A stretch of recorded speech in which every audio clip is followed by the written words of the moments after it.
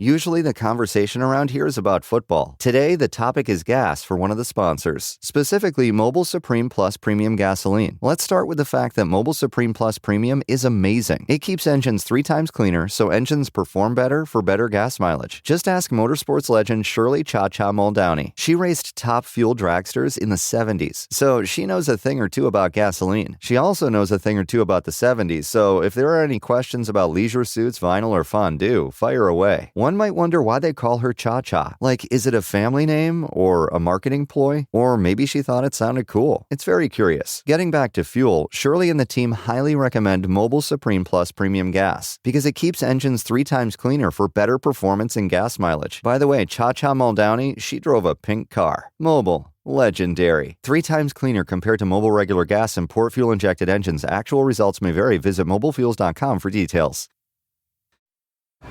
It's said everything happens for a reason, but maybe everything happens for a Reese's. Take noise-canceling headphones. Do they block hearing to heighten taste? That sound seems to show everything happens for a Reese's. What I respond to is nagging. Please nag the fuck out of me. Tell me to get my lazy ass up and take the goddamn trash out. I like the nagging and I need it because I get caught in my own thoughts and I forget to do things. I'm like, oh, I'll get to that later. I'll go do this. Big procrastination. I'll do it in an hour. I'll do it in 2 hours. It's the Kelce way. And I am constantly telling Kylie, please, like, just tell me to do these things. And she's like, Jason, I don't want to tell you to do these things. And I'm like, I get that. I'm just letting you know it's not going to get done unless you tell me to do it. Like, okay, yep, you're right. I should go do this. So I am pro-nagging. If you have a spouse that is against nagging, you got a shitty husband.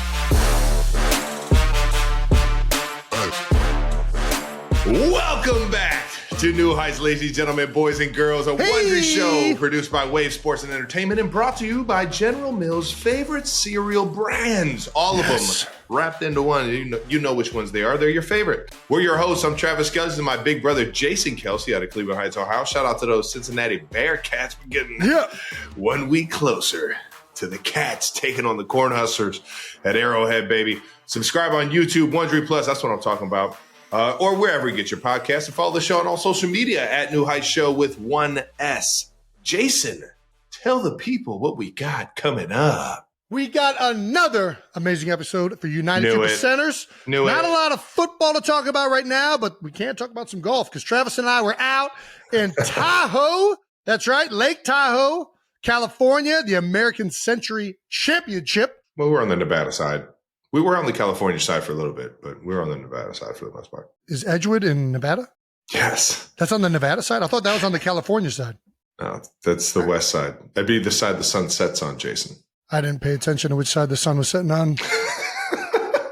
We're also going to get to another edition of relationship advice from the Heights Hotline. You guys have submitted some requests to, for some reason, have Travis and I talk about what we think a positive relationship looks like, which we will try and do our best. Hey, and we've got another incredible conversation coming with the one, the only. We've wanted to get him on for so long. We're so happy he's here. Zac Brown. That's yes, right, sir. baby. Little catch fact. One of our favorites. We had a great conversation. We already had it. I don't know if you guys know that sometimes anyways, you'll see. We'll change outfits. It'll be fun. But you're not going to want to miss it. He's fucking amazing. Looking very much forward to these shows he's about to put on, as well as the new album. So stay tuned for that. Dude, he's unbelievable. But first, we're going to start with what we always start with.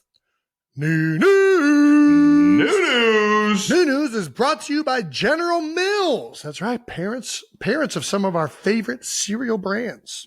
Yeah, let's dive right in. All right, now we've got some very important breaking news from the cereal world. General Mills cereal training camp is back. Oh, nice. The squad this year is bringing some serious heat to the breakfast table. As everyone knows, we had our moment in the cereal spotlight last year, a little Kelce mix. Come on now. Yeah, let's see who's taking the snap this year. A little Cinnamon Toast Crunch, guys. Is that Justin Jefferson? Oh my God, Justin Jefferson.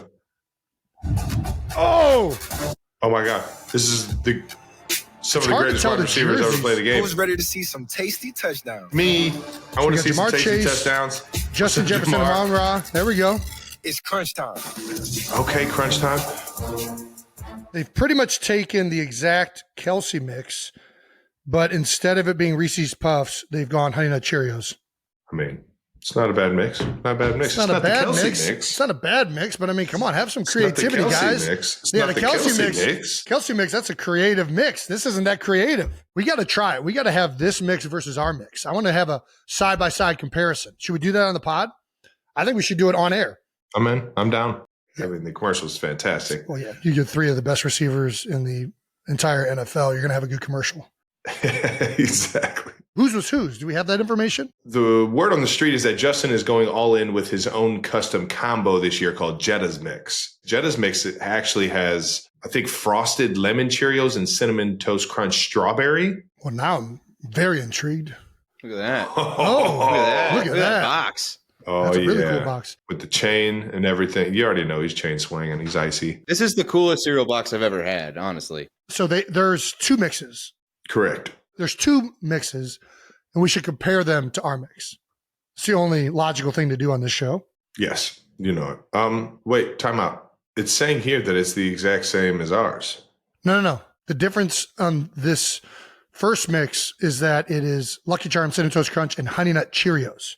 It's absent Reese's Puffs. So it's different. They changed one cereal. All right. But then the Jetta's mix, which is, I mean, these are just new creations. He's gone into a different realm where he's actually being way more creative than us and inventing his own cereals. Frosted lemon Cheerios. I don't think that's ever been a thing, right? Has that ever been like a product that they've ever come out with? Never heard of it. I don't remember it. If it is, I'm sorry, I missed that one. Cinnamon Toast Crunch Strawberry. So you got lemon and strawberry along with cinnamon and frosted. I like strawberry lemonade, so maybe this hits. I mean, I guarantee it's going to be delicious.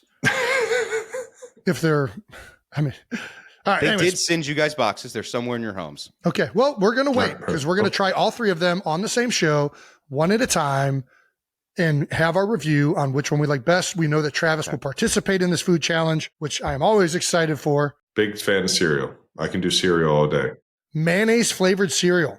Kind of sounds delicious. I don't hate it. That's disgusting. We just invented another Kelce cereal. Mayonnaise cereal. and milk. Mayonnaise and milk. That's what it'd be called. Mayonnaise and milk. Listen, all I know is that it's like a mayonnaise sandwich. What else would you put? Well, like maybe have like some little dried tomatoes in there. And you're basically just having a mayonnaise and tomato sandwich. Is that supposed to be good? I mean, to a lot of America, I think it is good. All right. Let's get back to this new news. If you guys can't tell, we're excited to try these mixes. I hope you guys are too. Hey, now. That does it for new news, brought to you by General Mills' favorite cereal brands. All right, now. And we'll be back to try some of the new creations in a coming episode. Yes, sir. Let's get out of the house. We were out of the house this last weekend at the American Century Championship in Tahoe, the lake up there in California and Nevada. Splits right down the middle of the lake, the old state line. Is that technically Sierra Nevada? Is that what that is? No, it's Tahoe, Nevada. I think somebody said it was Sierra Nevada. I have no idea. Brandon, is that the Sierra Nevada area? What is Sierra Nevada? You want me to look up the mountain range? This is so funny. We were actually on the California side the majority of the time. I thought we were. The golf course is on the Nevada side. You sure? I'm positive. I'm staring at it right now. So then how the hell were we on the California side? Yes, it's literally the Harrah's and everything is on the California side. No, you got this reversed. No, that's the other way around. Hair's Yes. got to be on the Correct. Nevada side. I'm telling you right now. I don't need you to tell me. I know for a fact the Harrah's is on the Nevada side. I mean, all right. Okay, here. We're Okay, about to find out. I have a map. Do we want to look at a map? I've been looking at the map stating this. So there's your state lines right there. South Lake Tahoe. You were in California. No, good. It's keep going in there, bud. I'm going. Keep going. What am I looking for? Keep going. Right there on that state line, you'll see Edgewood. Oh, you're in Nevada. There you go. We got it. We nailed it. And then Harrah's is literally right across the state line. I don't know if this is the most accurate line then, because I'm pretty positive that all those Are you casinos were built. questioning Google Maps? Well, I'm questioning that when we were there, they told us that all of that was there on the Nevada side. Golden Nugget is on the Nevada side. Bally's Dude, is on the Nevada side. Harrah's Casinos is are on on Nevada side. Harrah's. No, I mean not all of them, but yes, Harrah's is yes. Okay. Well, yeah, no, I guess you got to be right. That's why they're on the Nevada side, Travis. That's why they're on the Nevada side. That's what I imagined. That's why I was talking to Nevada the entire time. Can you? So I think we you get can. anywhere with this? I think you can gamble. Apparently, we were just in Nevada all week. We weren't in California at all, except for when we went on this lake. I should have just trusted my gut. Oh, the blue's the water. All right, keep going. We're keeping all of that in.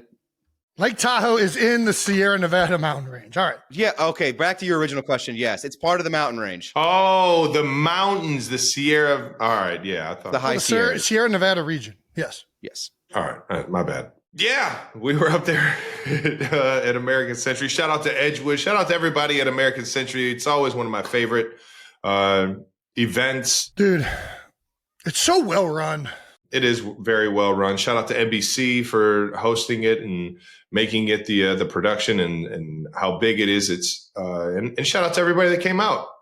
It's always fun to see all the fans and everyone go crazy over, you know, the people that we grew up watching and then, you know, having fun with them ourselves. I got a little update with my caddy, my good friend from my childhood, Patrick Bacon. He was not blue on Friday because he made his weight. He did. The weigh-in was Thursday. As soon as we landed, he looked at me. He's like, "Can we get this over with? I'm starving." So my guy had been he had been cutting weight and making sure he got his weight down so he didn't look like an absolute idiot carrying my bag as the Blue Man Group. Not to say that the Blue Man Groups looks like idiots. They put on a very unbelievable performance and they look great while they did that. But I don't think a caddy in the state of Nevada would look good as a Blue Man Group. Now Bacon, he absolutely killed it as always. And shout out to Bakes for making weight. Another Bake, my guy Baker Mayfield. Oh, had a little clip being interviewed towards the end of the round by Kira Dixon, our good friend at NBC. And here's this clip. The best part about Travis's game is when he gets into an argument with his caddy, Bacon. And he was just asking you about what club they should hit here. It should be paid TV to watch them bicker back and forth. Dude, it's so true. I turned to Baker. I was like, dude, this is the best. When Travis is kind of struggling a little bit, him and Bacon just have this like confrontational relationship where they're each shitting at each other. I think we should mic both of you up next year and put that as like a part of New Heights. We'd have to cut the vast majority of it, but the stuff that would make it in would be gold. It is so funny listening to you go back and forth. It's top tier caddy and player work. We're just trying to figure out what club to hit and what the fuck the greens are doing, because even when Bacon has the green sheet, he has no idea what's going on the green. And the biggest thing that he loves to tell me is that it's like, yeah, if I was putting it, it'd go in. Like, why don't you help me figure out how I should putt this? He loves to tell me how he would play the hole and how, but my strengths are completely different than his strengths on the course. He throws his belly into it. Here's what we need to do. Next year, we go in practice round. Bacon actually golfs Tahoe. He's done this before. See, that's the thing. If you put me in a practice round before I go out and have fun at Tahoe, I'm shooting in the 70s. The challenge with Tahoe is the amount of celebration that you have with all your friends and the people that you see up there. And all of a sudden, you know what I mean? There's drinking games at the casino that night. And now you wake up a little hungover. And the first thing you do is have to get back onto the train because you just want to get back into a groove of feeling good and getting, you know, the dehydrated like shakes out. Yeah. For those of you that don't know, we're not just playing golf. It's a full-fledged party pretty much every night. We saw our guy Matthew Tkachuk, and Tkachuk just won the Stanley Cup. He did. Second time in a row. What, am I not supposed to have a few beers with him? I got to celebrate with my guy. Yeah, well, you weren't teammates with Matthew. I was. And I just want to say, he's also a reigning baseball champion. I think he won last year. Did he win last year? I don't remember if he won last year. No, we didn't win last year. Well, he won this year when I was on his team. And guess who was the MVP? 90%. I might have sucked ass at golf, I was Kyle Schwarber on that fucking baseball field. I was lead off, home run right away. I don't think he's been lead off this year. Maybe I can't remember. But I was fucking dialed in on that baseball game. I was preventing people from stealing, hitting home runs, being very risky, and it paid off. Schwarber are kind of built the same. We have similar faces. I think we're both from Ohio. He's got great vibes. I'm a big fan of the Schwarber vibes. Schwarbs. Can I get my trophy? Should I bring my trophy in? No. I'm going to get my trophy. I had a feeling he was going to do that, whether I said yes or no. Ha! I might not have taken home the trophy for the American Century Championship this week, but I did get the OSHA's Table 2025 Most Valuable Thrower trophy. That's right. Our guy TJ Oshie took it up. Shout out to TJ. He took it up a level this year. Had trophies made for the back table at the Harrah's Casino, where we have some fun back there. Dude, I think this is gonna get some legs. It's gonna get some legs. It's so much fun back there. And honestly, TJ and his buddy made like a video pumping up this year's like baseball game. Dude, it is fucking hilarious. Our guy Miles Teller was back there with you. I had my guy Colin Yost, the Miz. We were over there fighting for our lives, trying to make some damn cups, man. Fuck. Yeah. And shout out to TJ. It was a fun day. Awesome time. Not our best golf, but it was our best personalities. I mean, we were killing it from a energy standpoint. I think everybody who golfed with us was like, man, that was a really fun day. So as far as I'm concerned, that's a win. Yeah, nobody said they hated playing with us. So. Exactly. Can't tell me I didn't win. I think Miles like, Jason, you remember when you almost stabbed yourself in the eye with your tee? That was hilarious. Yeah, we lost the karaoke contest, and it was a shame because we had a lot of fun up there.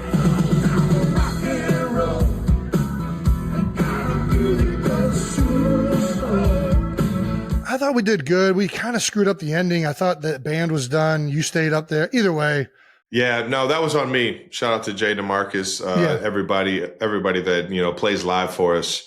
As a bunch of jamokes go up there and do our favorite renditions of our favorite songs. But it was fun. Dad came up to us afterwards like he saw pumped. Bruce Springsteen. Yeah, Dad was very excited. The crowd, it felt like was into it. I don't know. The crowd felt like it was into it. So yeah, everybody seemed like they were enjoying it. There's no chance we stood a chance when Ray Romano is doing Lose Yourself by Eminem. I mean, you can't compete with that.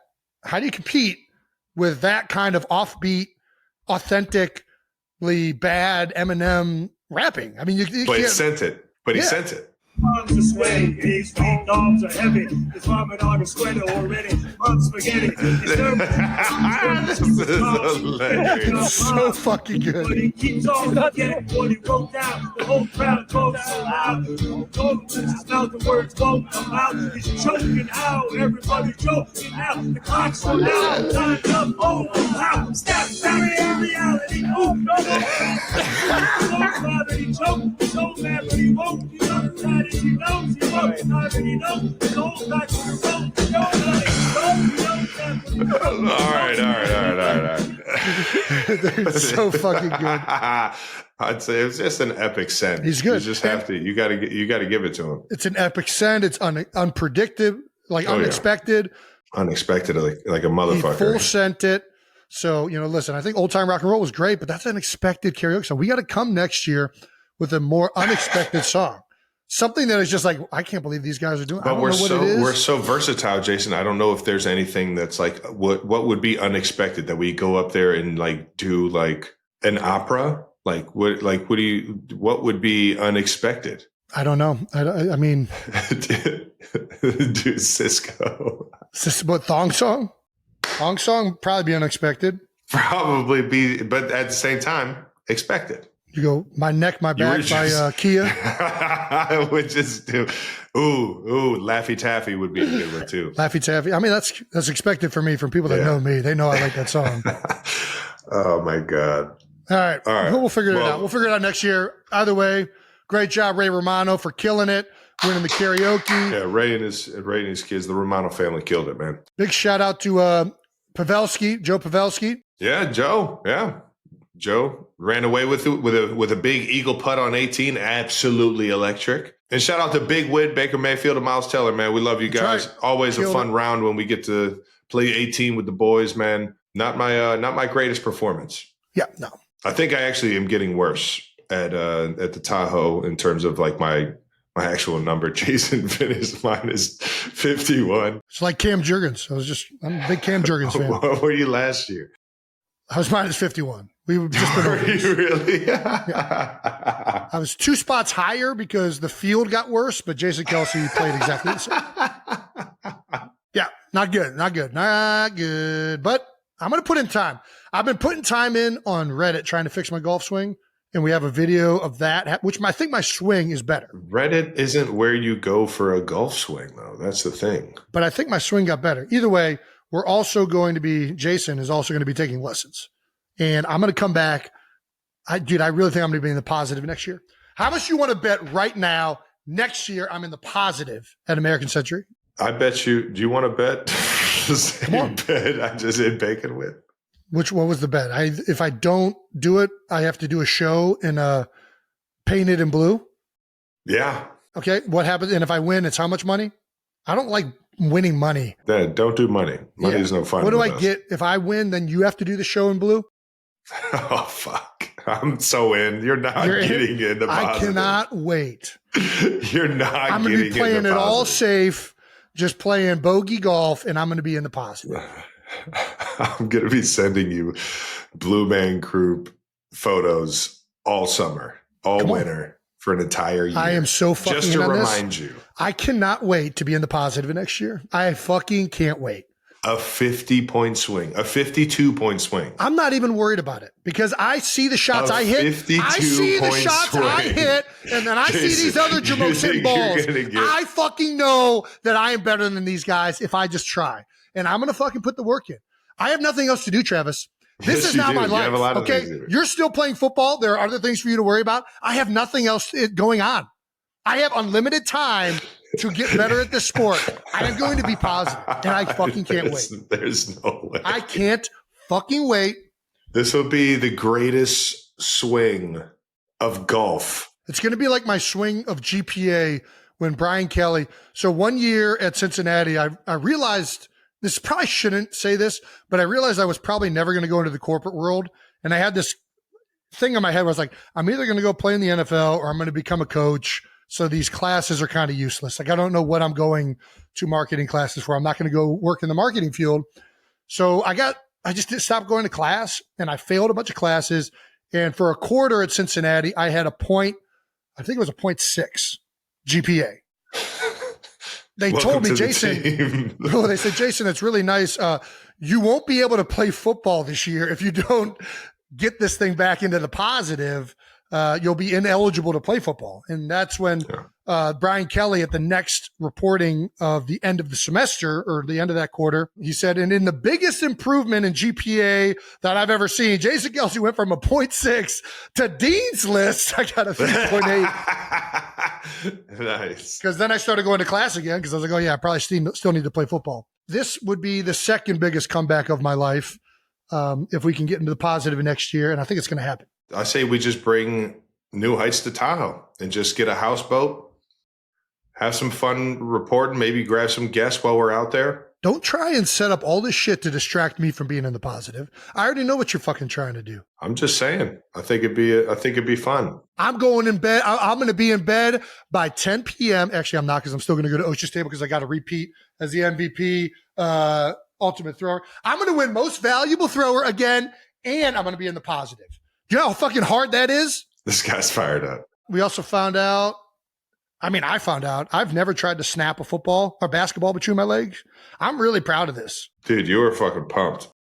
Here's Jason Kelce. Bam, baby! The Eagles, he doesn't need a tush push. He just went down. That was third or fourth Electric. attempt. I did the first one. Absolutely electric. I did the first one fucking around. I was like, oh, wow, I could actually make this thing. That is very makeable.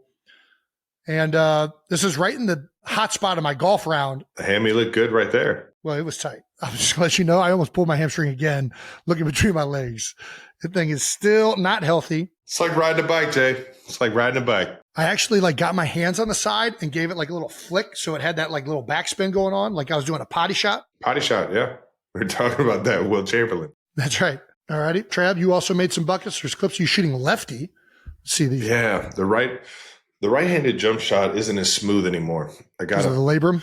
Yeah. Or the AC? I think it's the AC. The AC is the one. So you just converted to left-handed? Like that's something that everybody else can do? Yep. Buckets. Oh my gosh. That was good. That was very good. That was fucking butter. That was so good. It's electric. That's impressive. Shout out to Mr. Turnbow for getting me to use my left hand as a kid. And all the right shoulder surgeries I've had. I've just naturally been using this left arm for all the fun shit. Yeah. So I know how to throw a baseball and left-handed, all that good shit. Either way, phenomenal time as always in Tahoe at the American Century Championship. Very excited to come back next year if we're invited.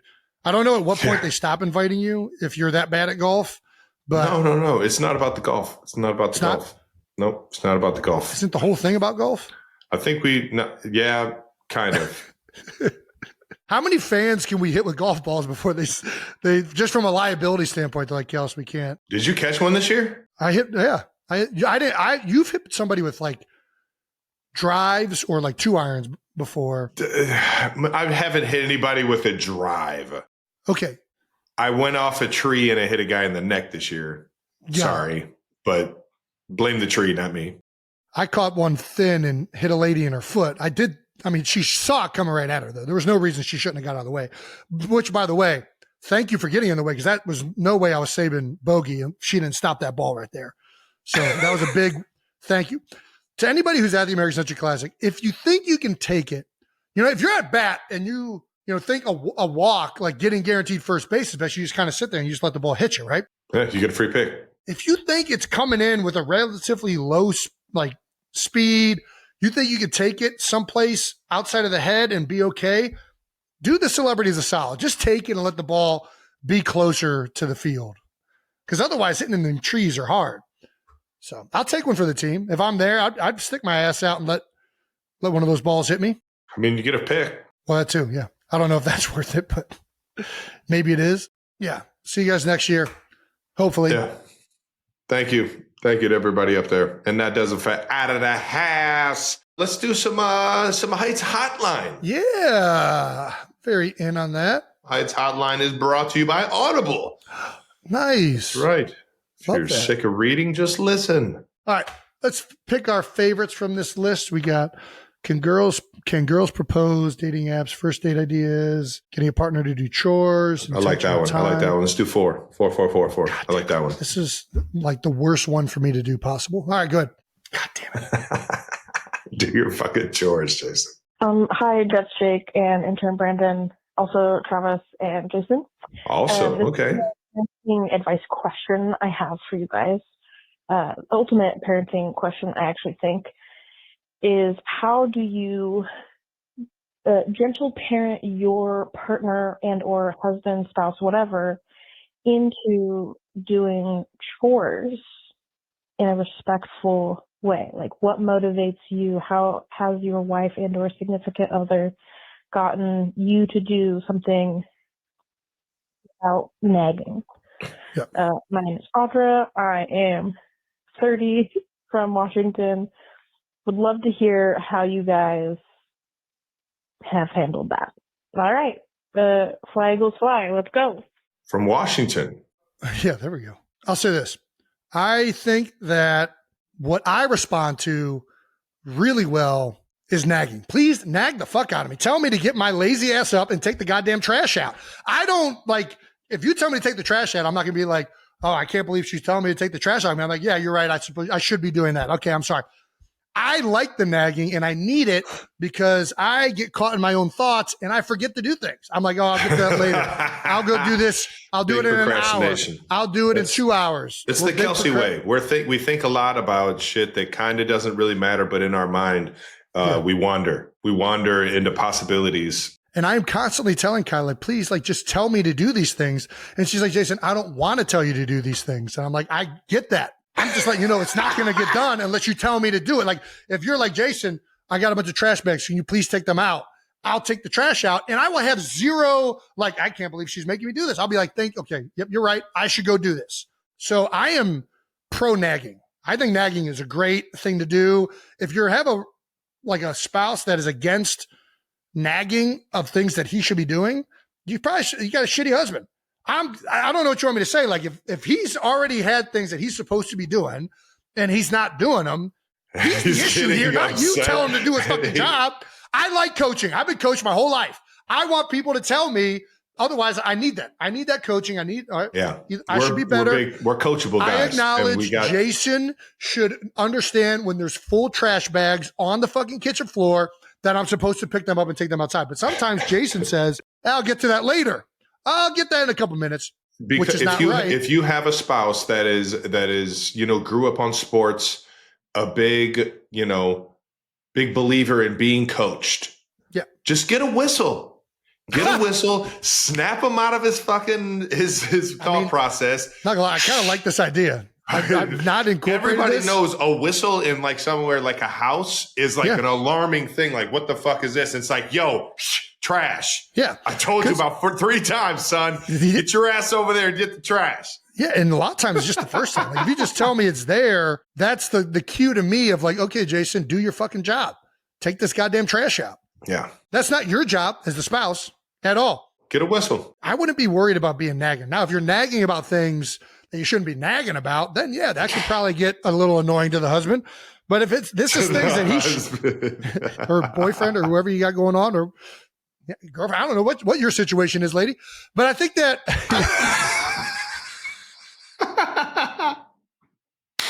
I mean, I don't think it's nagging when you just remind somebody that they should be doing something. I say this though, I have never ever, and I will never ever tell Kylie to do something around the house because it's like, I don't know, she does enough. So it's like, yeah, if something doesn't get done, it's like, yeah, well, I should be helping out on this. Tell me what I can do because I am worthless unless you tell me that. Oh man, that was great. Thank you. And thank you for the call. Get a whistle. I like this whistle idea. I really do. I'm going to get Kylie a whistle. I'm going to start getting it for my kids too. These feel like the girls will just use it as a toy. They'll be like, "Oh, nice. We are allowed to make obnoxious noises in the house." That's I will know. I'll shut that down real quick too. But they're so bad. Like ADHD, right? Our whole like the way TV is set up, games, all this stuff. It's set up to like these kids are on like crack 9 times, like all day. They're just like boom, boom, boom. They're eating sugar all day. You know how many times I have to tell them? When I'm talking to them, look at me, and they'll look at me for a second, and I'll start talking to them. They'll start to avert their eyes. I'm like, right here, look right here. Do not look away. I am fucking talking to you. Stop it. Stop this right now. Dude, if these little shits, I don't know. I don't know what kind of medication they're giving these kids today. I'm giving them the Ed Kelce medication. Look at my goddamn eyes when I'm talking to you. Boom, lock in, bow. Stop hitting your sister. You hear me? You do it again, you're going on the stairs. All right? Where are we at? I don't know where we went with that. Let's go. Thank you for that. That does it for Heights Hotline, brought to you by Audible. And let's get to our convo with the man, the myth, the legend, Zac Brown, baby. Yeah, baby. Our guest today is from Lumpkin County High School in Georgia. Yeah. He's a 2-time Academy of Country Music Award winner. 2-time. A 4-time CMT Award winner. And a 3-time Grammy Award winner. Best New Artist, Country Collaboration with Vocals, and Best Country Album. Yes, sir. You know him from his hits Colder Weather, Toes, Knee Deep, a little bit of Chicken Fried. I just call it Chicken Fried. I don't know why it's in there. Is that it? 92%ers, please welcome from the Zac Brown Band, Zac Brown himself. Yeah, yes, baby, we sir. got him. We got him. Thank you, fellas. My dog. Dude, so excited to have you on. Likewise. Thanate you, brother. Appreciate you giving us the time, man. And a football guy. Yes, sir. sir. To throw that in. I'm a football guy. That's right. Can you let the people know that don't know the story of your football journey and how you got into music real quick? Yeah, for sure, man. I started playing football when I was 5, like Pop Warner leagues. Damn. Oh, yeah. Down there in Georgia. I played 11 years till I moved up to Dahlonega. You know, I played at South Forsyth and Mashburn growing up. And then, like, one of my favorite movies of all time is The Waterboy. Come on now. Yeah. Come on now. So when I moved from South Forsyth up to Lumpkin County and started playing ball there, like South Forsyth had like great facilities, great everything. When we moved up to Dahlonega, man, it was like The Waterboy. It was like there's no grass on the field. Like you're running in dirt clay, you know, dirt devils, like running laps. Oh gosh. And so I only did that for a couple years in that kind of scenario. But you know, as far as music goes, man, music was my first love. I was like 2-3 years old, like hearing jingles on TV, singing along with everything. I was the kid that everybody was like, my brothers were like, shut up, stop singing, you know. And then I started playing guitar when I was about 7. And I carried my guitar every day at school with me, every day to football practice. But it was great because when I got into high school, you know, I'd sit around and play for the guys, and that kept them from like rubbing being gay on my balls and stuff too. So everybody else that was freshmen getting hazed, but I could play some Pink Floyd and sit around with them. And so it kind of kept me out of trouble.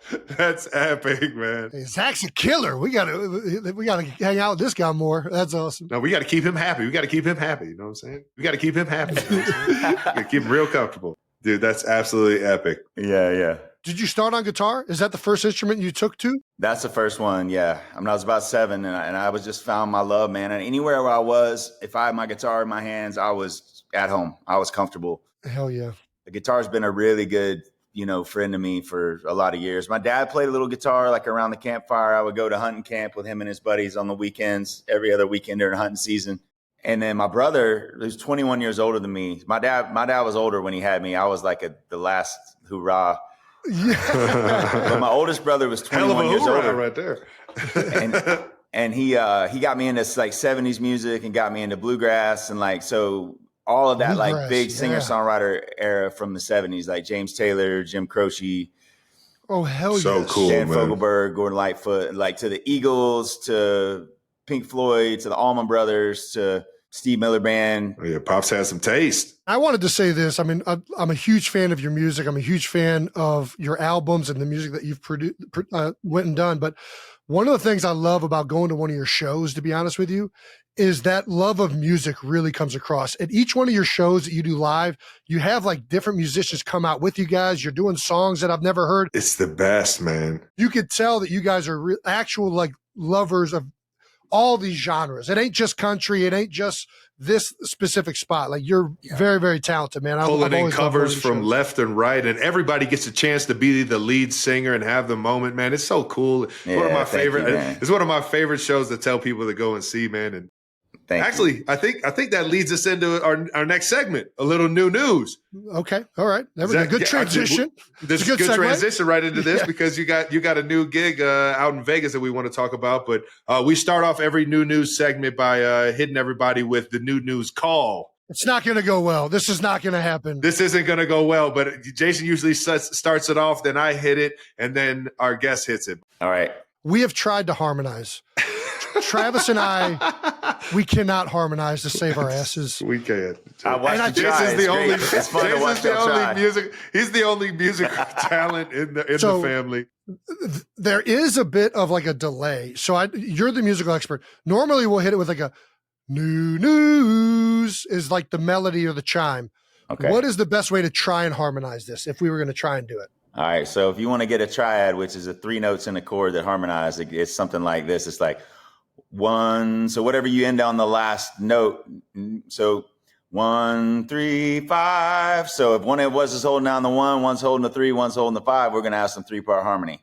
All right. I'll be the 1. You just made that sound so much. You hit me the 1. What's the 1? What am I hitting in? So if we went like new news, and the next would be new news, and then new news. But you got to hold out like whoever's holding out that first one. So you hold out the first one.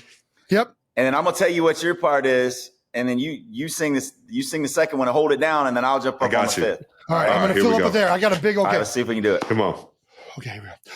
New news. New news. New news. That's it. You did it. found that as a win. Hey, that was good. That's what I'm talking about. Travis is right on the third, man. He's got an ear too, man. That's good. Come on now, got a little pitch, baby. Let's go. I just needed somebody to actually help me out with understanding that one. That was fun, man. Thank you for that, dude. Musician to help you out. Exactly. Not your brother. All right. Well, let's get into the new news. Jason, go ahead and hit him. So the new news is, Zach, you're starting your Love and Fear residency at the Sphere in Las Vegas the first 2 weekends of December 2025, as well as you guys have a new album coming out, Love and Fear, which is going to release night 1 of the Sphere residency. Ooh, baby. Wow. That's all. And all this is announcing July 15th. Am I correct? Yes, sir. That's right. Perfect. Dude, congratulations. This is epic. How excited. First of all, I'm assuming you have, but have you been to a show at the Sphere?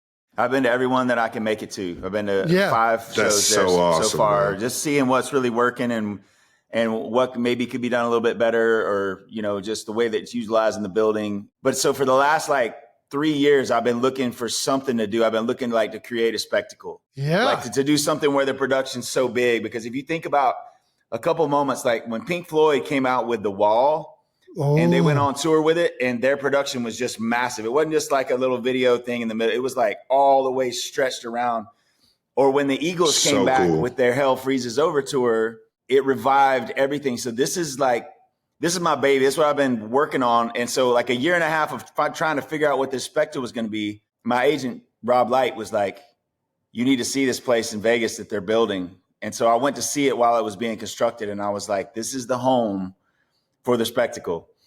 And so we've been working on it for 14 months already, making all the content, making everything. And it's literally like making a movie as well. Hell yeah. As putting the story together, writing this album, threading it together, having a real story inside of it. We filmed a 40-piece orchestra. We filmed a 20-piece choir. Lots of stuff, man. I've been a stunt man. I've been jerked around on stunt wires and drug across the ground and thrown up in the air. And it's gonna be wild, man. But this is the greatest canvas for creativity that's ever been made. The Sphere is they have to measure the video in acres. In acres? Oh my God. Yeah, there's 4 acres of video. That's insane. Dude, that's insane. Insane. I knew they had to create a new byte. I forget what the byte is, but they had, for the amount of it's data. Gigabyte. It's not even terabyte. It's megabyte. another one past the terabyte. It's something. Yeah. The amount of data that's going through that thing just at one moment, right? Well, it's exponential. When you go from 4 to 8 is exponential, and then 8 to 12, then to 16. So 16K video is all. So it takes a month to render 30 seconds of 16K video. A month. Whoa. For one computer. It's nuts. That's crazy. But everything's going to get faster. The computers will get faster over time and kind of catch up. But right now, this is like a marvel. This is like a $3 billion video audio system, crazy thing. It's insane, man. I love that you're a student of the game too, man. You're like, no, I want to go see what's capable, how I can make this thing the best when I come in here. That's how you know it's going to be an amazing show, not just because of your catalog and how amazing your music already is, but I can tell right now how excited you're getting that this is going to be a masterpiece, man. This is my baby, man. A lot of people that might know our songs on the radio, our band is a hard one to understand until you see it live. So y'all have seen it. So we love the curveballs. We love throwing things in that nobody would ever expect.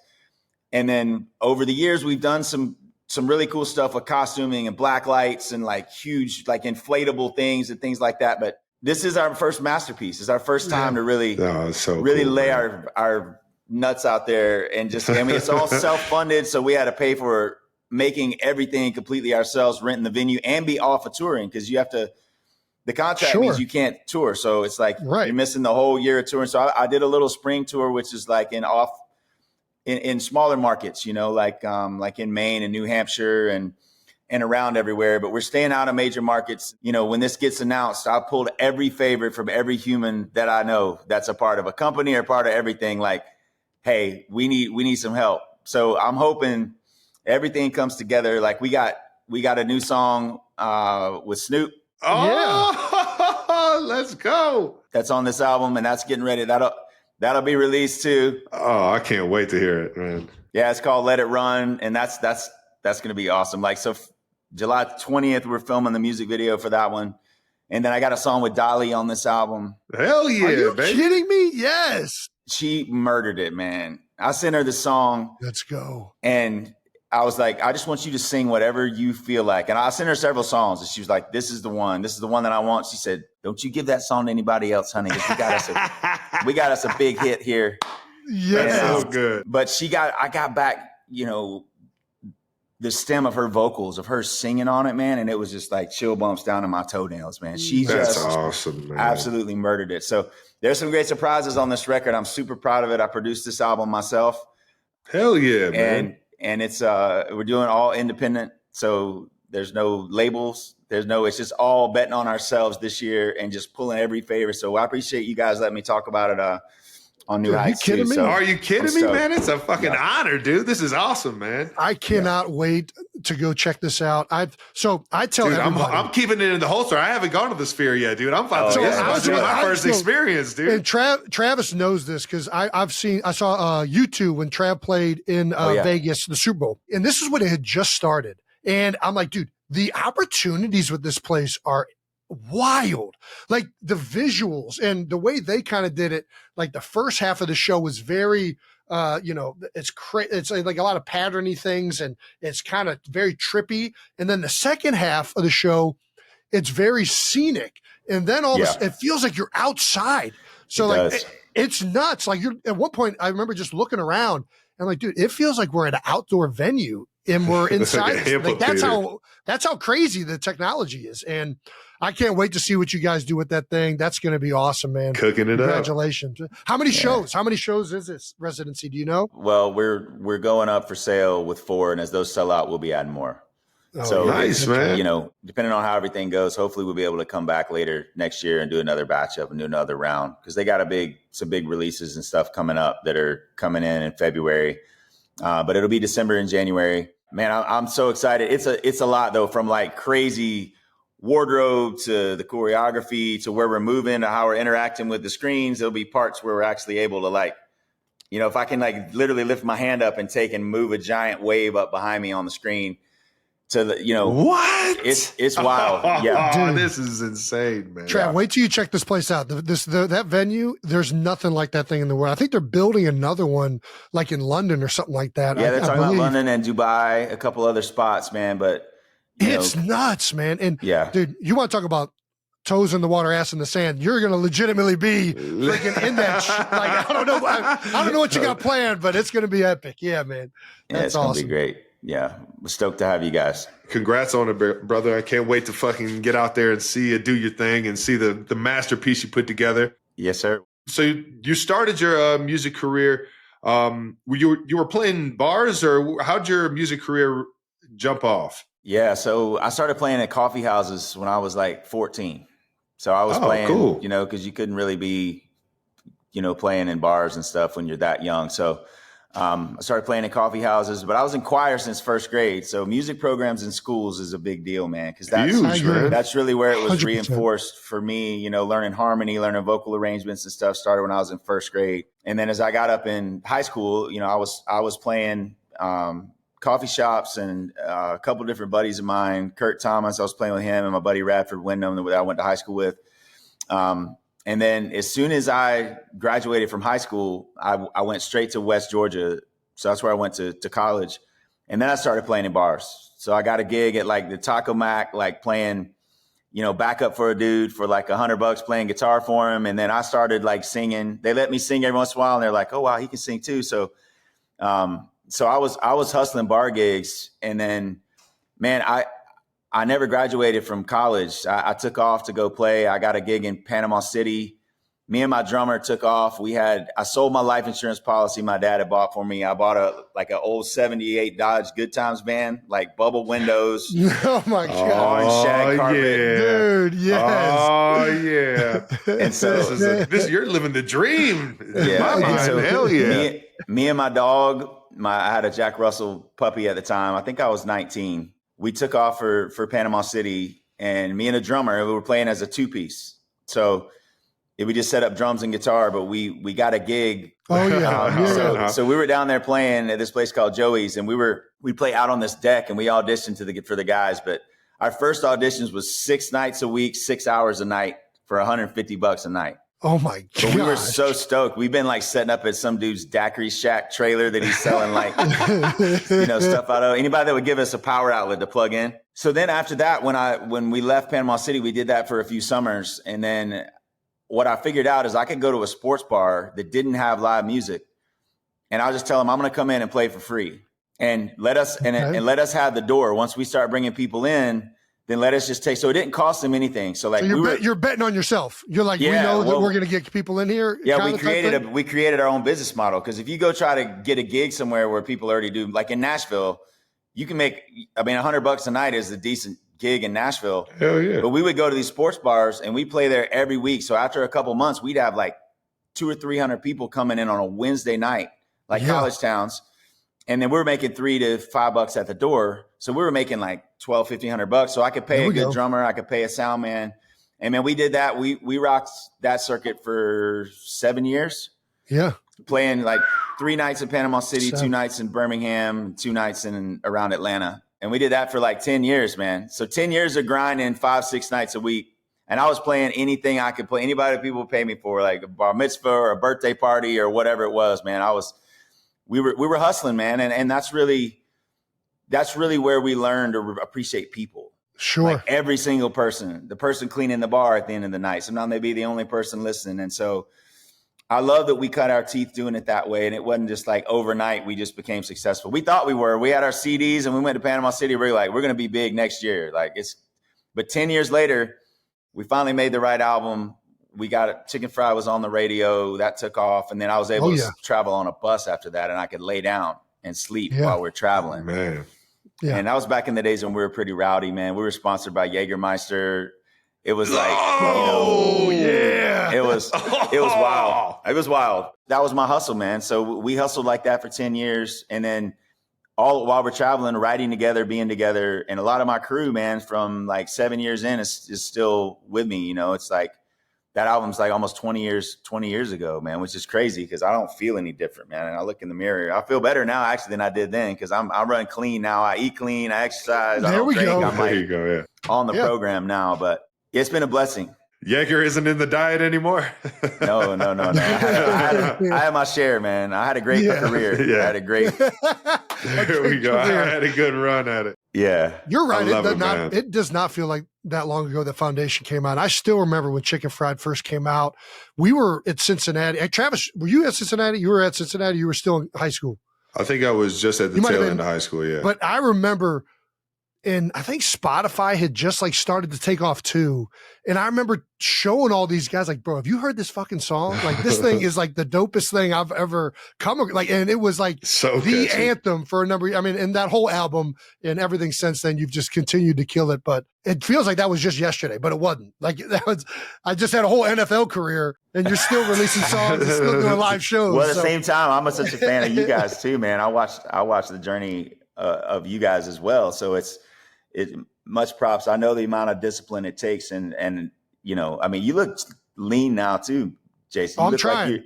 I'm still doing the alcohol, but I've definitely cleaned up the diet a little bit. Okay. All right. It's less though. It's less. I knew that there would be a day, I was like, there'll be a day when it's time to, put it down. And my warranty ran out when I turned 40. And I was like, it was a couple years before that when I decided, but I'm like, man, if I don't invest in feeling good, then because I love to, I love to be out in the woods and on the water, under the water. Spearfishing is my favorite activity in the world to do. Spearfishing? Yeah. Spearfishing? Free dive. That's cool as hell, so man. I do that all over the world. I want to be able to do that when I'm old. Well, dude, sounds like I need to be talking to you. Exactly. I need some of this stuff. Yeah, this is great. No, but we can't just let spearfishing just slide by like this. Hold on. No. So how far down is like the furthest you've ever spear? Because you can get down to 50 feet, maybe even further. Yeah, I don't I've shot stuff down at 80. What? Yeah, but I got homies, man. Like my buddy Justin Lee, who's like Jason, my hero. imagine holding your breath and going down 80 feet. Travis, you know I'm terrified of sharks. You know the number one thing to get those sharks over there is spearfishing. Blood in the water. There ain't no fucking chance I'm doing spearfishing. But this is the sharks I'm are very there. jealous. They're there every time, man. It's just part of it, man. I'm cringing. It's part of it. And when you're in an area when you start seeing sharks, there's going to be other good fish around too. And then, but you got to watch their body language. It's like a dude in a bar that's like kind of antsy. He's like, you can tell if somebody's like spun up. You watch their body language. Most times they're just chill, man. They're trying to get some bait. You know, I don't spearfish where there's great whites very often, where there's like things that are used to eating things our size. So most of like the Caribbean and the Gulf, Mexico, like most places that we go, and even in Hawaii, you know, they're not eating sea lions and seals because that's what you look like in a black wetsuit. So a great white would be a thing, but you also have a weapon. So if they keep coming around and they have a body language that you don't like, then you just you go down, you poke them in the nose. Yeah, well, you swim at them and poke them, and they're like, "Well, that's I know that's that's if you see them coming. If they come up under you, you don't see them coming though. You can tell Jason has a lot of dreams. He has a lot of nightmares of this happening. Dude, I'm terrified. I'm very jealous though. That's so badass though. 80 feet. Yeah, I don't have a lot of bottom time once I get down, but like my buddy Justin Lee, who's my hero doing it, he can free dive 200 feet down and hunt something. Free dive. Oh my gosh. It takes him a full minute to swim back up 200 feet. So he's got like his timer on his watch. And so I go with guys that are, you know, he can hold his breath like 7.5 minutes. 7.5 minutes? Yeah. So he goes down, chills for like 5 minutes and then comes back up? He can go down. Well, when you're exercising, it's a little bit different, but I think he can easily get like 4 minutes of bottom time. No problem. No, that's amazing. But he's he's one of the greatest dudes ever, man. Great family, man. Gotta start working on my lung capacity. Yeah. And there's technique too, man. I've been doing it. I did it wrong for my first 10 years of doing it, but the last 10 years I've been doing it. I've been going with him. I've been going with Cameron Kirkconnell, who was another guy, but these guys are legends, man. They hold a bunch of world records. So dope. But going with them has been a whole like life-changing thing. But dude, it is an avatar world under there. And there's no telling. Every time you go, you see something that you've never seen before. Aliens, dude. Aliens. You can't convince me it's not. Do you have a fish that is like, I want to get one of these? Like what is your ultimate fish you want to get spearfishing? One that I haven't gotten a marlin yet. Oh my gosh. That would be insane. That's one. And in Hawaii, I just have to be able to put in the time in Hawaii to be able to do it, to get a big blue marlin. That's on my list. I did get my big dogfish tuna, which was like my bucket list. Yeah. Fish. There you go, baby. Hang on, I'll show you a pic of this one. I was going to say, she tastes good or what? Oh yeah, they're delicious. They're delicious, but there's one. Oh my gosh. Look at how monstrous that thing is. Dude, no way. Yeah, that's insane. That's amazing. I don't even know how you even get something like that back up to the top. Shit. Well, they float a little bit, you know. That's so fucking badass. God damn. I didn't mean to get off topic, man, but that is so goddamn cool, man. That was very interesting to me. So I've messed around with music. I played saxophone growing up. I'll mess around on guitar.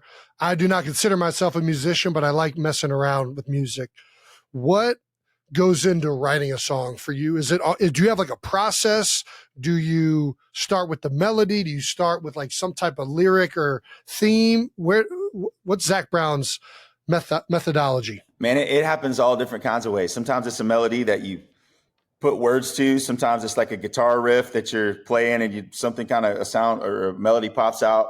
Sometimes it's just like something that you'll hear somebody say something, or you'll hear something that's like, that's a song. And so that can happen in the middle of the night. Like I can literally wake up from a dream and you got to write it down like right then. You might not work on it then, but just capturing it. And then for me, it's like really not settling for anything, because I can hear on the radio, there's lots of songs that you can tell they wrote that because it rhymed. Sure. And you really don't want to mail it in. So I have songs like Goodbye in Our Eyes is one of my songs. It took 11 years to find the right bridge for that song. So I knew it was good, but I didn't want to just throw something in there to get it done. Because it rhymed. Yeah, but some songs you'll write in an hour. Like it happens quick. It just like happens right there. It happens fast. But the deeper like philosophical songs and really trying to put the poetry into it to make it poetic, there's lots of different ways to say something. And I love the collaboration of writing with people that are really talented too, and where there's no ego involved, where when the right idea pops up, whoever said it, it doesn't really matter who said it. It's you both can agree, like, that's the one. That's the one we've been missing. And I used to be able to test them out live. You know, I'd play at a bar full of people and I'd play a song and you could tell by how they reacted. But these days, because everybody's filming everything. So yeah, if you play a shitty version of the song that you just wrote, the first time you play it, it's on YouTube and then it's out there. Like that song is released, you know? Yeah. So you have to sit on them. So like right now, sitting on all these babies that I made for this new album for Love and Fear. We released the first one a couple of weeks ago. I Ain't Worried About It is the new one, new jam. Yep. And then the one with Snoop's coming out next is called Let It Run. My kids are older. They're playing music now too. I'm sitting and playing guitar with my kids. And that's awesome. It's fun. I got 5 kids too. So half the time I'm just there, like I'm their house bitch, and I love it. I'm taking them everywhere, going to their games, going to their events, doing their things. Dude, like sounds like a great dad, man. That's half my life. So that's priority one. And then after that is like being creative, obviously connecting with my band, writing songs, and then the rest is adventuring. You know, being in the mountains or under the water and exploring. But I've been so blessed to do what I love to do, man. I know you guys have to feel the same way. Dude, like you know it, absolutely. Man. You know it. It's a wonderful country, man. You've gotten to work with a lot of artists. I mean, just to name a few, we got some here. James Taylor, Blake Shelton, Avicii, Alan Jackson, Kenny Chesney, Jimmy Buffett, R.I.P., the legend. Who is like one of your favorite artists that you've collabed with, or one of your favorite collabs that you would love to do again? Or all of those are so weird because I was such a people that I was a big fan of their music. Same thing with like football. Like you idolize somebody and then all of a sudden you're on the field with them. Yeah. It's crazy. Yeah. And you climb on a stage and I'm singing a song with one of my musical heroes. So they're literally like Batman to me. Yes. You know? Hell yeah. And so those moments for me have been some of the most surreal things. Like playing on stage with James Taylor was like, how did this happen? Dude, one of my favorite songs by you, brother. I don't mean to cut you off, man, but Jason introduced this one to me. I didn't even know it was a song. Overnight with Trombone Shorty. Trombone Shorty. Dude, I was thinking the exact same song, Travis. I love out of nowhere this R&B like super smooth song comes on. Smooth as shit. Yes. Yeah, such a groove, and you got the trombone back there going crazy, dude. That was one of my favorite collabs ever, and it's just the range that you have. You could tell you like to show your creativity, you like to show just your enjoyment of music and everything like that, man. It's just so fun, and I cannot wait to see. I mean, you said Snoop Dogg, and I'm just like, man, you just keep coming with surprises, man. It's badass. Well, I love that about Snoop too, man, because he's always relevant. Yeah, always, dude. He just keeps going, keeps stepping in, keeps going. So much respect for people like him that hold up their relationships and their vibe, and like everybody's stoked to see Snoop, man. Hell yeah, yeah. You can't go wrong with Snoop. It doesn't matter. So this is definitely an herb themed song, and I was like, I got to get Snoop on it, man. Dude, what's it like living on a tour bus? We never got to experience like life on the road. You talked a little bit about it with the van, but like, what is that like? The first 5 years, we were on a 12 bunk bus. So there's 12 of us living on one bus with one bathroom and like one little spot in the back to, to change or whatever. Okay. Oh, wow. You got to learn how to kind of internalize your BS, or whatever you're going through. Cause I don't know if y'all are like me, but some days I wake up and I'm like, I can hold all this shit up. I'm like energized. And then some days you wake up and just your chemistry's off and like everything, you're just like a little bit, but learning how to like really live in such tight confined spaces. It's like being an Aztec or a Mayan where you're like living in one of those places. It's like dug into the bank, like stacked up on top of each other. Okay. But you gotta learn how to like, manage yourself and your own, whatever you're going through, and then holding space for everybody.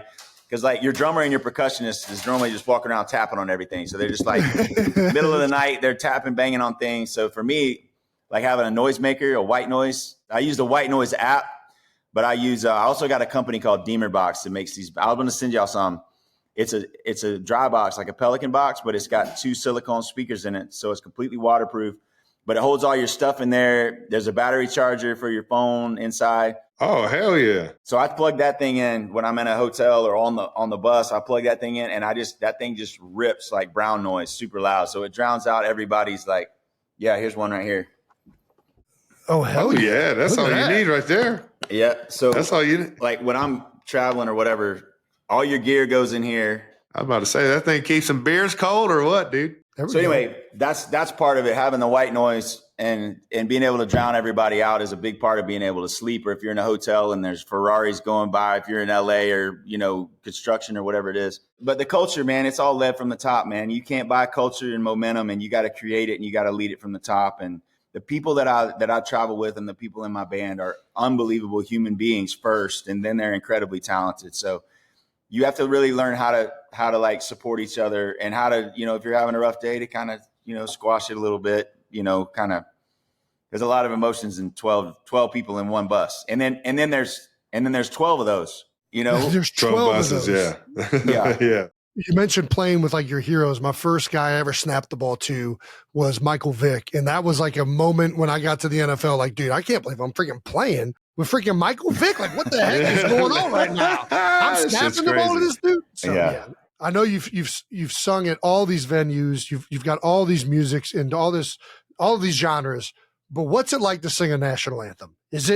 How different is that? Well, normally as soon as you sing a word, you're hearing that word back like 2 seconds later. Oh no. So it's before I did it with in-ear. So the first time I sang an anthem, it was at a Braves game. I was 14. Oh no. 14? Oh man. I was 14. That's crazy. In high school. And me and my buddy Radford used to sing together. I would sing the bass harmony, and then he would sing the lead. And as soon as you sing a word, you're hearing the next word back to you that you just sang. And so it's hard from that standpoint. There's a lot of echo. But once you kind of get past that, so now I have my in-ear monitors in. So now that blocks out a lot of the wash. So, but man, I like singing it just kind of OG, man. I like just singing it up high enough where you can, get up on the high notes, but not really like changing it a whole lot. Yeah. And when me and my band we're doing some coming up here soon. Getting to sing like 4-part harmony with my band, kind of like barbershop style. I sang in barbershop quartets all the way through. Let's go the court. Let's go, dog. Yeah, that's so fucking badass. Yeah, but I love this country, man, and there's a lot of people that I don't think really appreciate the amount of sacrifice that it's taken for us to be able to have what we have here. And so we have a big mission supporting our veterans. We got the camp that we built. It's actually right over there. We do 34 weeks of veteran programs throughout the year, and working with such incredible people, man, people that have real servants' hearts and do whatever they're told so that we can keep our freedom and be able to pursue our dreams and live the American dream. Like, we owe a lot to them. So yeah, that's something, every night we get a soldier to come up on stage when we do Chicken Fried and come out and do a salute and just remind everybody, what a blessing it is. Got it pretty good. All right. We got our last segment. We got to ask. You don't have to answer these. You can tell us to, fuck off if you want. Yeah. Yeah. All right. Here we go. Is it true that you have 11 siblings? Is this accurate? You said you were the youngest. Yeah. Well, growing up, I had 4 stepsisters. I had 2 stepsisters from my dad's side, 2 stepsisters from my mom's side. I have 2 half brothers, 2 half sisters. And then from the time I was 3 years old, I've had brother-in-laws and sister-in-laws that have been like parents to me. Like my brother David, he's actually my brother-in-law, but since I was 3 years old, he taught me how to ride a bike. He co-signed with me to get my first truck and trailer, like first loan that I ever had. He was like, he's been a dad to me. I've been adopted and taken in by a lot of people over the years, by a lot of different people. And so I don't have any that are full mom, full dad. So I'm the only one for my mom and my dad, but I grew up in the middle of all of them. So it's 7 sisters, and now I got 4 girls. I got four daughters. Hey, I'm right there with you, Zach. Yeah, baby. Man. And a son. I got the son last. He's 11, but my girls are 14, 15, 17, 18. We're in a similar spread right now, but we got 5, 4, 2, and we just got a newborn. I've been there, man. I've been there. The change table, dude. The change table is still sitting right there, bro. There you go. There we go. It's still out. It's still out 18 years later, man. 18 years later. That's great. But I can relate, man. But it's beautiful. And every phase that kind of feels like it might be wearing you out or whatever, man, you'll miss that the most. You got to just like soak that in while they're little, man, because they grow up so fast. Absolutely. I appreciate it. Yeah, man. We were just on the beach today. It was it's a trip, man. But yeah, I'm definitely looking forward to being out of diapers. There's no question about that. Diapers and brushing their teeth every night, like wrestling them down and brushing their teeth. Yeah. But that, honestly, man, like that was hard, but I miss it. I miss all those things. I miss every one of those things that is like, feels like a struggle at times. Just the Groundhog Day of all of it. Bath time, it's nuts, dude. throwing them all. Every night is chaos. Like I don't know how long it's going to take. It could be 30 minutes. It could be 2 hours. And they're like puppies too. You get them out of the water and dry them off, and they want to take off, dude. They're just like little naked bodies running around the house like a so true aquarium, dude. It's wild. So true. But I miss all those phases, man. It's like such a blessing to get to be a parent and get to be around for that. Absolutely. Back to a little bit of music. I want to know, who was your first like concert that you went to when you were younger, where you were like, oh yeah, this is what I want to do this? So I was 14. We had opened up for Sean Mullins and Matthew Kaler. They were like two guys that were like troubadours playing by themselves. And when I was 14 and I saw them perform live, I was like, and I love music. I love to sing, but watching them play, and I was like, this is what I want to do. So same thing with the summer camp thing. I would go to summer camp when I was 14 at camp. I was like, I want to build one of these one day. I want to build a camp and I want to play music. And I knew that from the time I was 14. And that's a blessing because a lot of people have like 4 degrees and they still don't know what they want to do. Like I had a path, like I knew what I wanted to do. And so I was able to follow what I loved and then figured out how to, hustle enough to make a living doing it. So you got a camp too? What is it? Is there an age limit on this camp? Yeah. Yeah, you could come counsel or drop in anytime. It's so it's called Camp Southern Ground. Okay. And 9 weeks of summertime, we have about 115 kids that come in to sleep away for a week at a time. Damn. Okay. And it This is flips badass. over. And then the other 34 weeks out of the year, we do veteran programs, and then we do vision development for the corporations and stuff like that. But we got a 16-acre organic farm. It's farm to table. The kids learn how to pull stuff out of the ground. They learn how to plant things. We've got, a big aquatic center over there. We've got zip lines. We got all the things that camp happens. I had transformational experiences at camp when it was like a molded little cabin with no air conditioning, but we built like a university to do this. Like the buildings are wrapped in zinc. They're going to be there for 1,000 years. Yeah. But the difference that it makes in a kid's life, a kid that doesn't have a mentor and a kid that comes, we bring underserved kids in that are in the same group with kids that are on the spectrum, with kids from military families that might have lost a parent or had a parent dismembered in service. And then you have mainstream kids, which might have a poverty of spirit where they don't even know how to appreciate anything they have. They have everything. They don't know how to appreciate it. So you mash them all together in one group and you help them through a week of like learning how to rely on each other and learning to be like an advocate for each other. Hell yeah. And it changes lives. And that's what I experienced as a kid. That's what we experienced too, man. I hear everything you're saying. I'm just like, man, you're doing it right, brother. It's giving me flashbacks. Hell yeah. And we remember those camps and all the different like social, economic, and like racial, like the melting pot that we grew up in and getting to experience everybody for who they are and their culture, man, is the best. We had a Camp R was our overnight camp growing Camp up. R, shout out to Camp R. Dude, you want to talk about no AC in the middle of the summer, moldy ass cabins. Hell yeah, baby. I had fucking mice and roaches running across my chest at night, baby. You already had the stories and the memories that you get. It was awesome. They just throw you in the woods with a bunch of high school and college kids, like looking as your chaperones, man, is the best. I know. Yeah. It's so fun. Zach, we learned you make knives. Yes, sir. How did this come about? How did this even start? So I fell in love with knives as a kid. My dad traveled with Coca-Cola for 15 years. And he would go to Mongolia and China and all these places, and he would bring me back a knife from all the places that he went. Oh, that's badass. And I started throwing knives when I was about 4. So okay, I got an indoor throwing range here at the house. If y'all ever make it to GA, I got a 4-year-old. I could not imagine giving her a freaking knife to throw. That's amazing. Jason was stabbing kids with forks. You don't give them a knife. Yeah, that sounds like a true story. It was a sport. Technically, it was a sport. Okay, all right, doesn't count. That Kentucky Fried Chicken spoon fork thing, man. Yeah, that's great. I love knives. I was drawn to them just like as a kid. And then when I was 18, I lived in a trailer in Carrollton when I was going to West Georgia.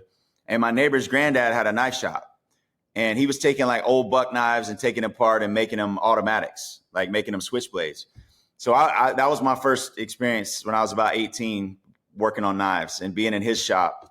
And then after that, I just became friends with a bunch of other knife makers. And then so now I've got a shop here at my house where I make Damascus and I forge. And dude, you are. Oh, dude, that is so I want to awesome, hang out with you so bad. I can't even describe it. Like, you're in GA. Come on down. Come on now. I didn't know nothing about bladesmithing, knife making, sword making, any of it.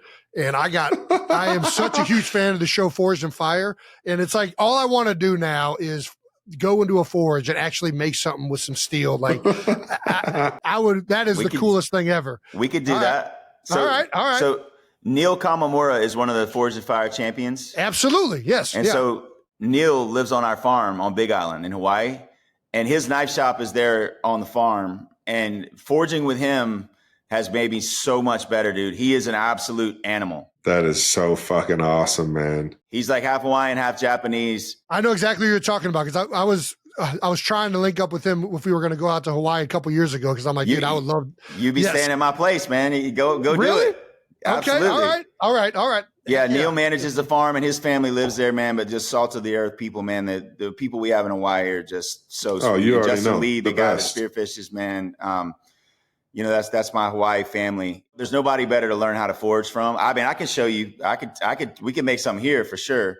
But Neil's on another level, man. So he's like my hero in knife making and forging. Sheesh. But I can show you. I did this basket weave one. Hang on, let me show you. Oh, hell yeah. What can't he do? It is amazing how many things you're good at.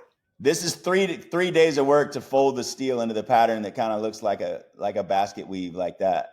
Oh, that looks how so dope, though. Cool is that? That's is fucking so cool. art right there. And when you smash it all out, it comes out good, man. I learn a lot every time. So this is the step before that. Yeah.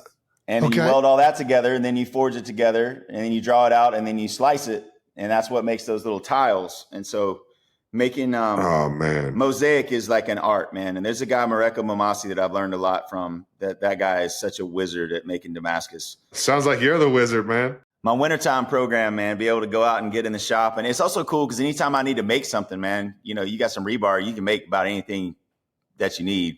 That's fucking dope. Yeah, just freaking melt it down. As long as it's hardenable steel, you get it done. Yeah, that's awesome, brother. Yeah, for sure. Quick question for you before we wrap with your brother. We ask everybody what their welcome to the NFL, to the music world, to the movies. What was your welcome to the music industry moment? Man, the first time that we played the CMAs, they let us play, and I was good friends with Charlie Daniels. He was such a sweet man, dear friend. Yeah. They let us do our version of Devil Went Down to Georgia on the CMAs. Dude, I watched this live. Yes, absolutely. And I remember looking out and seeing, like, getting a standing ovation from, like, Chris Christopherson and all the other country artists and people that were there. And I just remember thinking, like, wow. Because we just been humping bars, man, grinding. As everything took off, like, I feel like some of those moments, like, on those shows where there's so many artists that are there together, and they know who you are, and it's just a surreal moment. And then any night, I still never get used to going out. Like, I'm a servant when I'm at my house, and I love it. I love it so much. And then when I step out on a stage, man, and those people are there, every single night that I step out there, I don't take that for granted. Because I remember what it was like playing to two people in a bar. I remember the journey. I remember the whole thing. But being out there where there's all these people that are singing all the words back, and, like, I feel a big responsibility. Like, I want to be like Willie, man. I want to be, as long as I can sing. I just saw Willie play in Austin like a couple months ago. It was unbelievable. But just to, like, I think the music gives us, like, this life force. And if we can help somebody in one night to just have something they can put in their pocket for a rainy day, or to help to make music that helps people get through things, like, it's such an honor to get to do that, man. That's my favorite part about it, is just connecting and making people feel good. Yeah, well, absolutely. You've done that, brother. I still remember the day I got to see you live, man. So can't wait to see how the Sphere goes. Can't wait to listen to the new album. And appreciate you coming on, baby. 92%er Zac Brown. Yeah, baby. Hell yeah. All righty, that does it for our interview with Zac Brown. Man, dude, I'm going spearfishing. I'm going spearfishing. I'm definitely not doing that. but I am going to go forge a blade in Hawaii. I guarantee you that. Ooh. Dude, I have always been a Zac Brown fan. And one of the reasons I've always loved him, we talked about it just a few minutes ago, but you could tell how great of a musician he is and how much he loves music in every live show I've ever been to his. Like, he embraces musicians in that area. He brings people on stage. He's doing different, like, he's just the pinnacle of like He's a what showman, I think. Man. Just what a great artist is. Like, this is a guy that's always trying to get better, always trying to do new things. I'm very excited to see what he's doing over here at the Sphere. Cannot wait, man. Dude, he's got all these other things going on too. Spearfishing. He's got a ranch. He's forging knives. He's got a fucking box that you charge. I mean, what the fuck? I think it's incredible the amount of things that this guy's got going on. And it was a joy talking to him. I hope you guys all enjoyed getting to know Zac Brown a little bit more. Yeah, and make sure you get to the Sphere and check out his new album, baby. All right, that wraps up another episode of New Heights. Thank you to Zac Brown for joining us on the show. Make sure you're subscribed in YouTube to the New Heights channel. And follow New Heights on the Wondery app or wherever you get your podcasts. You can listen to new episodes of New Heights early and ad-free right now by joining Wondery Plus in the Wondery app or on Apple Podcasts. Once again, New Heights, a Wondery show produced by Wave Sports and Entertainment and brought to you by General Mills' favorite cereal brands. Every single one that you love is always going to be General Mills because they make the best. Follow the show on all social media at New Heights Show with 1S for fun clips throughout the week. 92%ers. We appreciate you guys for tuning in each and every week. And to our production and crew, we appreciate you guys making us look way better than we are. So true.